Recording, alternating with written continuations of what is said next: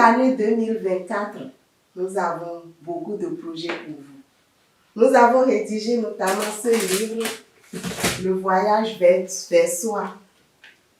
Le voyage vers soi pour atteindre l'ikigai.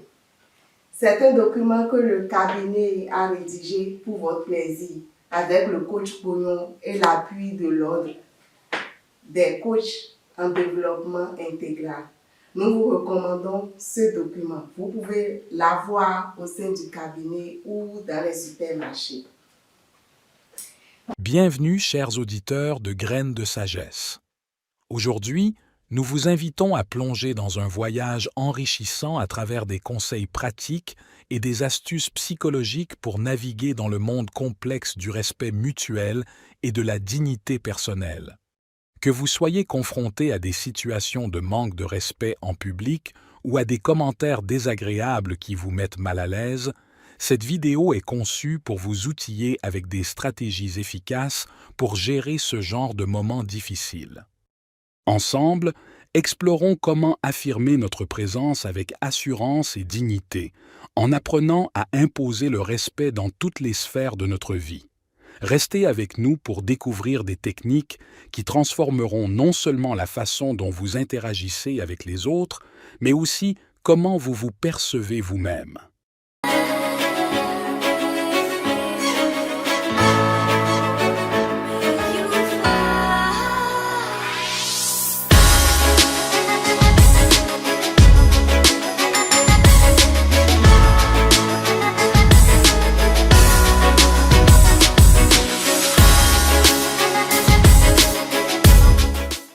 Quand quelqu'un vous manque de respect en public, comment devriez-vous réagir? Et comment répondre à une plaisanterie désagréable qui vous fait sentir inférieur aux autres? Dans cette vidéo, nous vous présentons des conseils et des astuces psychologiques et comportementaux qui, dès leur mise en pratique, vous aideront à gérer ces situations et à obtenir immédiatement le respect des autres. Nous commençons par expliquer pourquoi ces situations vous arrivent et pourquoi les gens ne respectent pas votre présence. Cela n'arrive pas parce qu'ils vous haïssent ou vous méprisent, mais plutôt parce que certaines personnes sont naturellement opportunistes. 6 individus cherchent à profiter de vous pour s'élever dans leurs cercles sociaux, que ce soit dans des groupes d'amis ou au travail. Pour éviter d'être leur cible, il est crucial d'imposer le respect. Imposer le respect, cela ne signifie pas forcer les gens à vous respecter, mais refuser de tolérer leur comportement abusif. Si nécessaire, éloignez-vous d'un environnement où vous ne vous sentez pas respecté. Nous vous donnerons des conseils pour faire face à des situations où quelqu'un tente de vous dénigrer devant des collègues, des amis ou des membres de la famille. Passons au premier conseil. Faire une bonne première impression. Ne donnez jamais la main assis sans établir un contact visuel. Si vous restez assis pendant qu'on vous salue, cela peut donner une impression de soumission. En plus de la poignée de main et du contact visuel, votre posture joue un rôle crucial dans la première impression. Adoptez une posture ouverte et détendue, évitez de croiser les bras ou de vous recroqueviller, car cela peut transmettre de l'insécurité. Votre ton de voix doit être clair et assuré. Pratiquez une écoute active, en hochant la tête et en posant des questions pertinentes, ce qui démontre votre intérêt et votre respect pour l'autre personne. L'intonation et le choix des mots lors de votre première interaction jouent également un rôle crucial. Utilisez un langage positif et engageant. Montrez de l'enthousiasme et de l'intérêt pour ce que l'autre personne dit. Cela crée une atmosphère chaleureuse et invitante. De plus, soyez attentif à votre tenue vestimentaire. Une apparence soignée et adaptée à la situation renforce une image positive et respectueuse. Le deuxième conseil est de répondre fermement en public si quelqu'un vous interrompt. Fixez cette personne avec un regard sérieux pour lui montrer qu'elle doit respecter votre tour de parole. Outre la fixation du regard, utilisez votre langage corporel pour réaffirmer votre position. Tournez-vous vers la personne qui vous interrompt, cela montre que vous prenez en charge la situation. Utilisez des phrases comme « je voudrais finir mon idée » ou « permettez-moi de compléter ». Cela vous aide à reprendre le contrôle de la conversation de manière respectueuse et efficace. Le troisième conseil est de ne pas réagir immédiatement à une blague humiliante. Demandez à la personne de la répéter, ce qui démontre que la blague ne vous a pas atteint et met l'autre personne dans une position inconfortable. Si vous choisissez de répondre à la blague, faites-le avec tact et intelligence. Une réponse spirituelle qui ne montre pas d'agressivité peut souvent retourner la situation en votre faveur.